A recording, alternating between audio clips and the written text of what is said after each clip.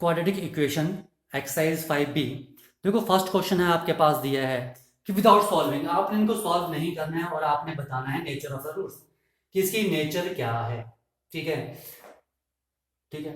Nature का मतलब है आपने चेक करना है कि बी स्क्वायर माइनस 4ac की वैल्यू जीरो आ रही है। अगर जीरो आ रही है तो रियल एंड क्या होते थे आपके पास, इक्वल। ठीक है। सेकंड, अगर B square minus 4ac greater than zero आ रहा है तो मेरे पास क्या होता था आपके पास वैल्यूज रियल एंड अनइक्वल। ठीक है। और अगर B square minus 4ac less than zero आ रहा है तो मेरे पास क्या होते थे रूट्स इसके इमेजिनरी होते थे। ठीक है, आ जाओ। तो मैंने यहाँ पर तीन पार्ट लिए हैं, फर्स्ट थर्ड एंड फोर्थ। तो फर्स्ट है मेरे पास 7x² minus 9x plus 2 is equal to 0। इसे कंपेयर करो ax² plus bx plus c के साथ, तभी आपके पास a b c की वैल्यू आएगी। a क्या आ जाएगा 7, b is equal to minus 9 and c is equal to 2। Now b square minus 4a से निकालो तो b क्या आ जाएगा माइनस 9 का whole square minus 4, a is 7 and c is 2। कितना आ गया 81 माइनस 56। तो कितना आ गया मेरे पास 60, तो 21 25। ठीक है। तो मेरे पास यहां पर बी स्क्वायर माइनस 4ac क्या आ रहा है ग्रेटर देन जीरो आ रहा है। तो इसके लिए क्या लिखूंगा मैं, roots are real and equal. ये चीज समझ में आ गई, आ जाओ। Now third part, 25x² minus 10x plus 1 is equal to 0। तो यहां पर बी स्क्वायर माइनस 4ac निकालना है। ठीक है, तो सबसे पहले इसे कंपेयर करो किसके साथ, ax² plus bx plus c is equal to 0 के साथ। तो a की वैल्यू 25, b की वैल्यू माइनस 10 एंड c की वैल्यू 1। तो बी स्क्वायर माइनस 4ac कितना आ जाएगा माइनस 10 का square minus 4, a is 25 and c is 1। तो क्या आएगा 100 माइनस 100 यानी कि 0। तो देखो बी स्क्वायर माइनस 4ac 0 आ रहा है, इसका मतलब क्या है रूट्स क्या है आपके पास, roots are real and equal. ये चीज समझ में आई। ओके, आ जाओ फोर्थ पार्ट करते हैं। तो मैं फर्स्ट पार्ट को रफ कर रहा हूं। देखो फोर्थ पार्ट में आपके पास क्या है, ठीक है, इसे कंपेयर करो फोर्थ पार्ट को ax² plus bx plus c is equal to 0 के साथ। a कितना आ गया 1, b कितना आ गया 2 under root 3 and now c is equal to minus 9। तो now b square minus 4ac which is equal to what is b, 2 under root 3 का होल स्क्वायर। ठीक है, minus 4a and c minus 9। तो ये कितना आ गया 4 इंटू 3, 2 का स्क्वायर 4 एंड अंडर रूट 3 का square 3 minus minus minus into minus plus 36, 12 plus 36 which is equal to 48। तो बी स्क्र माइनस 4ac की जो वैल्यू आ रही है वो ग्रेटर देन जीरो आ रही है। इसका मतलब क्या है आपके पास roots are real and equal. ठीक है, अगर मेरे पास लेस देन जीरो आएगा यानी कि यहां पर नेगेटिव नंबर आएगा। मान लो मेरे पास आता है b square minus 4ac is equal to minus 3, तो ये लेस देन जीरो है तो हम बोलेंगे रूट्स क्या है उसके इमेजिनरी है। ठीक है, तो ये चीज आपने ध्यान रखनी है। ठीक है, आ जाओ सेकंड क्वेश्चन करते हैं। देखो question number second first part बोलते हैं find the value of p। आपने p की वैल्यू निकालनी है और जो क्वाड्रेटिक इक्वेशन है उसके इक्वल रूट्स हैं। ठीक है, मैंने आपको पहले बताया था अगर क्वाड्रेटिक इक्वेशन के इक्वल रूट्स, इस पर आपने फोकस करना, ज्यादा जोर डालो। इक्वल रूट्स कब होते हैं क्वाड्रेटिक इक्वेशन के। ठीक है, ठीक है, अगर मेरे पास quadratic equation ax² plus bx plus c is equal to 0 है, ठीक है, तो अगर मेरे पास roots are equal, roots are equal, roots अगर आपके पास इक्वल दिए हैं तो इसका मतलब होता है कि बी स्क्वायर माइनस 4ac क्या होगा 0। जब बी स्क्वायर माइनस 4ac 0 हो तभी तो रूट्स इक्वल होते हैं। हमने क्या किया था नेचर ऑफ रूट्स में, अगर बी स्क्वायर माइनस 4ac 0 है तो रूट्स इक्वल होते हैं। अब यहाँ कन्वर्स है, यहाँ रूट्स इक्वल दिए हैं तो रूट्स इक्वल दिए हैं तो हम क्या लिखेंगे b square minus 4ac is equal to 0, और ये मेंशन करना आपने रूट्स आर इक्वल, तभी लिखना है ये b square minus 4ac is equal to 0। अब कंपेयर करो यहाँ पर, अगर तो a की वैल्यू क्या आ रही है 4, b की वैल्यू क्या आ रही है x के साथ क्या है माइनस p माइनस 2, और c की वैल्यू क्या है 1, पुट कर दो यहाँ पर, तो b square minus p minus 2 पूरे का whole square minus 4, a is 4 and c is 1 is equal to 0। तो क्या आ जाएगा माइनस का square plus, and this is p minus 2 का whole square minus 16 is equal to 0। This is p square plus 4 minus 4p minus 16 is equal to 0। तो ये क्या आ जाएगा p square minus 4p minus 12 is equal to 0। Factorise करो तो p square minus 6p plus 2p minus 12 is equal to 0, यही आएगा। ठीक है, तो p into p minus 6 plus 2 into p minus 6 is equal to 0, तो p plus 2 into p minus 6 is equal to 0। तो या तो p प्लस 2 0 होगा या p माइनस 6 0 होगा। तो p की वैल्यू क्या आएगी माइनस 2 और p की वैल्यू क्या आएगी 6। तो p की 2 वैल्यूज आ रही है माइनस 2 एंड 6। ठीक है, तो ये मेरे पास सॉल्व करके आ गया, p की वैल्यू क्या आ रही है माइनस 2 एंड 6, जो कि इन्होंने आपसे पूछी थी। ओके, इसका सेकंड पार्ट आप ट्राई करोगे, बिल्कुल सेम है, आप ऐसे ही करोगे क्योंकि वहां पर भी आपके पास रूट्स इक्वल दिए हैं। ठीक है, तो फैक्टराइज ढंग से करना उसको। ठीक है, प्रॉब्लम आएगी तो फैक्टराइज में आएगी, तो फैक्टराइज आपने ध्यान से करना है। ठीक है, आ जाओ क्वेश्चन नंबर थर्ड करते हैं। देखो क्वेश्चन नंबर थर्ड आपके पास इक्वेशन दी है। ठीक है, 3x square minus 12x plus n minus 5 is equal to 0 has equal roots. देखो अगर आपके पास, मैंने पहले बताया था, इक्वेशन है क्वाड्रेटिक इक्वेशन, अगर रूट्स इक्वल हैं, ठीक है, रूट्स आर इक्वल, अगर रूट्स इक्वल हैं तो डेट इंप्लाइज क्या होता है हमारे पास B square minus 4ac is equal to 0। बस यहाँ पर भी वही कर रहे हैं। तो यहाँ पर मेरे पास कंपेयर करो तो a की वैल्यू 3 है, b की वैल्यू माइनस 12 है, ये देखो। ठीक है, और c की वैल्यू क्या है n माइनस 5, कंपेयर आना चाहिए करने। ठीक है, a की वैल्यू 3, ये प्लस bx, देखो अगर कंपेयर करें तो यहाँ पर हुआ 3x square minus 12x plus n minus 5 is equal to 0, ax square plus bx plus c is equal to 0। तो देखो ये फर्स्ट टर्म के इक्वल लिख लो, 3x square is equal to ax square, x square cut गया, तो a की value क्या आ गई 3। Now next plus bx is equal to minus के 12x, तो bx क्या आ गया माइनस 12x, x से x कट गया तो b कितना आ गया माइनस 12, और c तो प्लस c कितना आ गया n माइनस 5 प्लस प्लस। आया समझ कैसे कंपेयर करना है।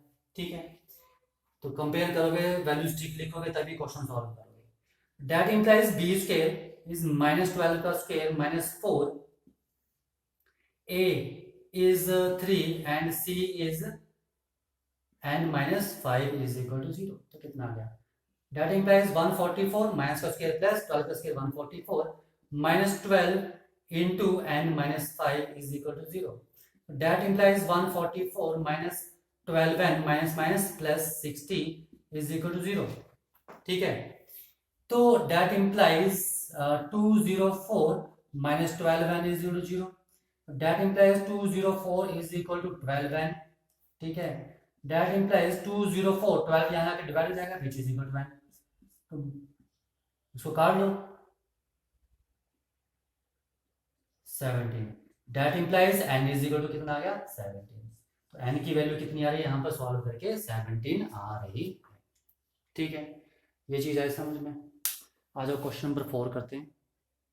देखो क्वेश्चन नंबर आपके पास है 4, find the value of m की वैल्यू निकालनी है आपने, और लिखा है the equation has equal roots. ठीक है, और आपके पास इक्वेशन दी है m माइनस 2x, ये आपके पास इक्वेशन दी है। ठीक है, ax square plus bx plus c is equal to 0, ये इक्वेशन है। तो अगर आपके पास रूट्स क्या दिए हैं, रूट्स आर इक्वल, अगर रूट्स इक्वल दिए हैं तो दैट इंप्लाइज मेरे पास क्या था b square minus 4ac is equal to 0। Compare करो, a की वैल्यू m माइनस 2, b की value minus 5 plus m, and c की वैल्यू कितनी है 16। ठीक है, सब्स्टिट्यूट कर दो, जस्ट कैलकुलेशन ही और कुछ भी नहीं है। तो m-2 का whole square, not m-2, b square, b is -5 plus m का होल स्क्वायर, तो माइनस का स्क्वायर भी आएगा और 5 प्लस m का स्क्वायर भी आएगा। -4 a is m-2 and c is, what is c is 16 is equal to 0, ये चीज आ गई।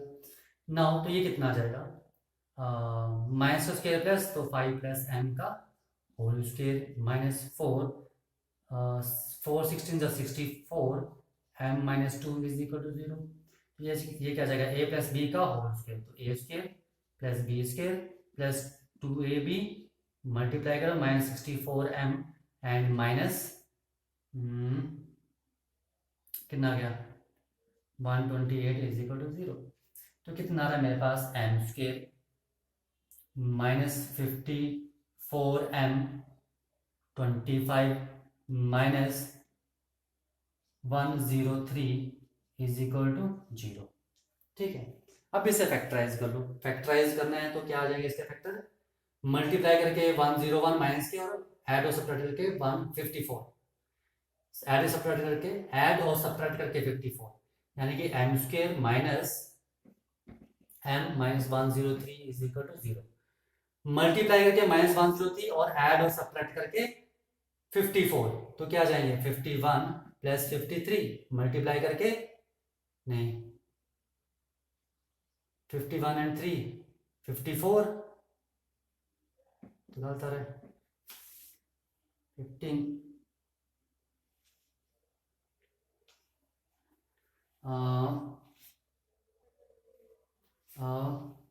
54, ये गलत, ये प्लस है और ये 153 है। ठीक है, ये 153, तो 51 एंड 3 54 और ये मल्टीप्लाई करके ये आ रहा है। ठीक है, तो क्या जाएगा m square minus 51m minus 3m minus 153 is equal to 0।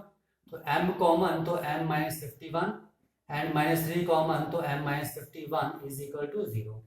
तो m minus 3 and m minus 51 is equal to 0। तो m minus 3 is equal to 0 and m minus 51 is equal to 0। तो m की वैल्यू क्या आ रही है 3 और m की value क्या आ रही है 51। ठीक है, तो m की 2 वैल्यूज आएंगी क्या 3, m की 2 वैल्यूज आ रही है 3 एंड 51। ठीक है, तो ये इसका सॉल्यूशन आ जाएगा। ओके, आज लास्ट क्वेश्चन करते हैं, क्वेश्चन नंबर 5। देखो क्वेश्चन आपके पास, find the value of k, fifth question है, find the value of k for which the equation, ये जो इक्वेशन है has distinct and real roots.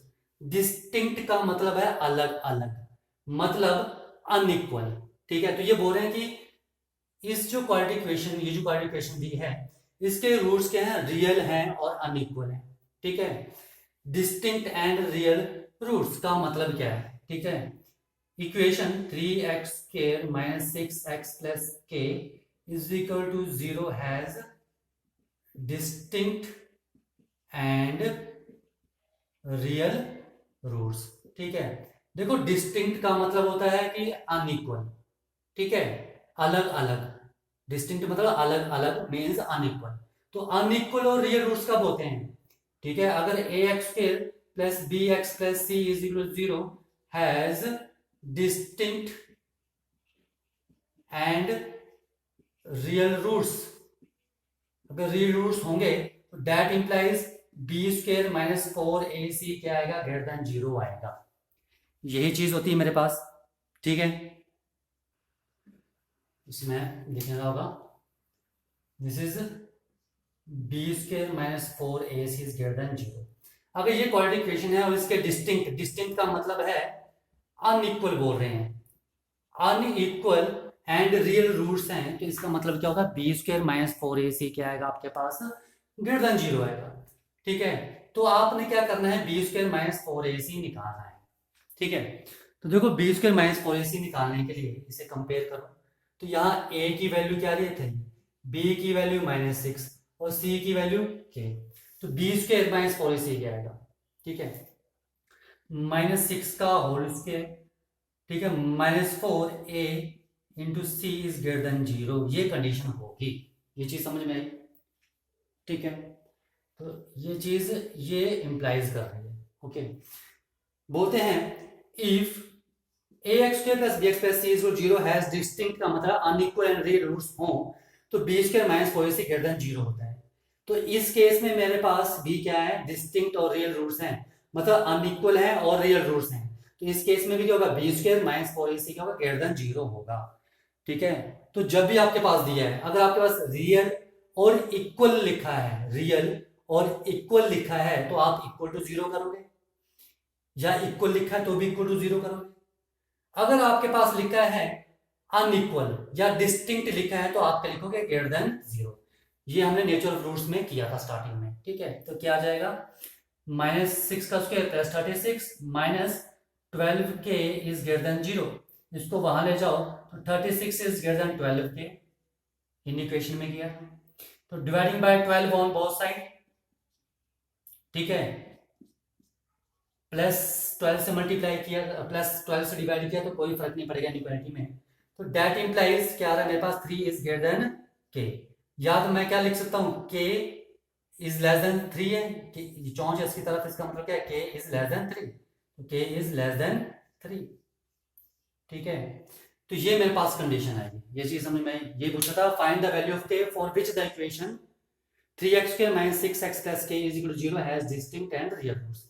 तो जब भी k की वैल्यू 3 से बड़ी होगी, तो मेरे पास इस इक्वेशन के डिस्टिंक्ट रूट्स आएंगे और रियल रूट्स आएंगे। ठीक है, ये चीज समझ में आ गई? ओके, तो ये था आपके पास एक्सरसाइज का लास्ट क्वेश्चन, क्वेश्चन नंबर 5। ठीक है।